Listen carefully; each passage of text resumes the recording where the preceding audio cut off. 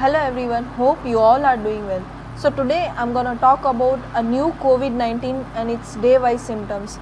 So other than this, everyone must know that why viruses keep on changing, why its new strain is coming again and again, and how it is affecting the people. So everything you must know about COVID-19.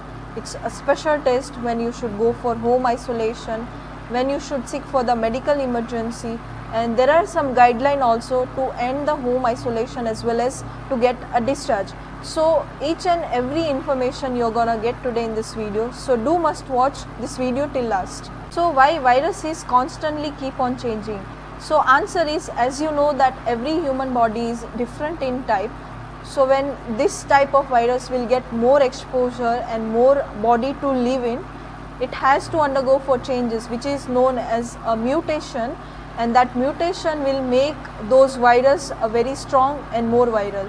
So in order to make the virus weaker and less effective, we need to break the chain. Now let me tell you the day-wise symptoms of this virus. So basically this disease is divided in 3 sub-phases.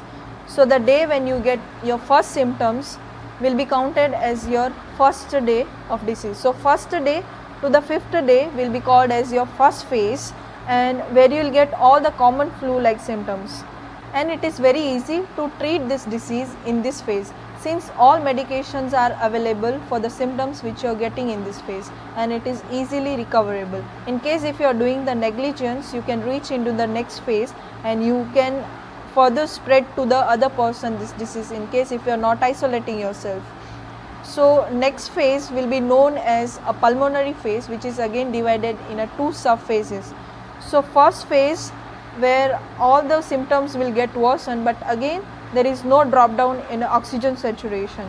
But again here if you are not treating well, so your disease will reach into the next sub phase where your oxygen saturation will drop down, which is because in this sub phase the lungs small structures, which is a small sac like structure will be there, and that will undergo for the inflammation, and that inflammation itself making the lungs less capable to breathe in, and that's why person will be feeling the shortness in breath or breathlessness. So that is the reason why the saturation of oxygen will drop down.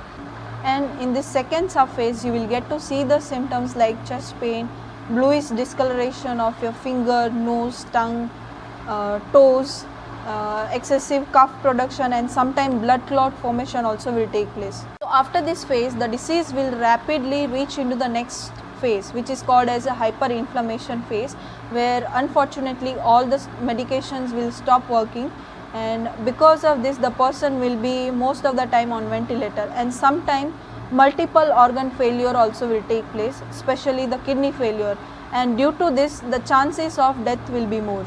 Now here one important thing everyone must know, that the person who got infected with the virus, for them first 5 days is very crucial, because after 5th day the disease will go in either 2 way. One is towards a recovery way and one is towards the case will deteriorate further. So when they get proper medical attention and proper treatment, the person will get recovered easily and faster. So within 20 to 25 days the person will be alright and can come to the regular lifestyle. But again here precautions are very important. Person didn't get proper medical attention, then it can go into the second way where the case will get deteriorate further, and unfortunately it can reach into the third phase of hyperinflammation, where no medication will work and unfortunately person will die. Now many people are confused about when they will get discharged from hospital or when they should end the home isolation. So answer is very simple. When any person will become asymptomatic in last 3 days, they will get a discharge from a hospital, and before getting discharged no need to go for COVID-19 test, since the virus will be still present in your body but it won't be able to affect any other person since it will be stop replicating.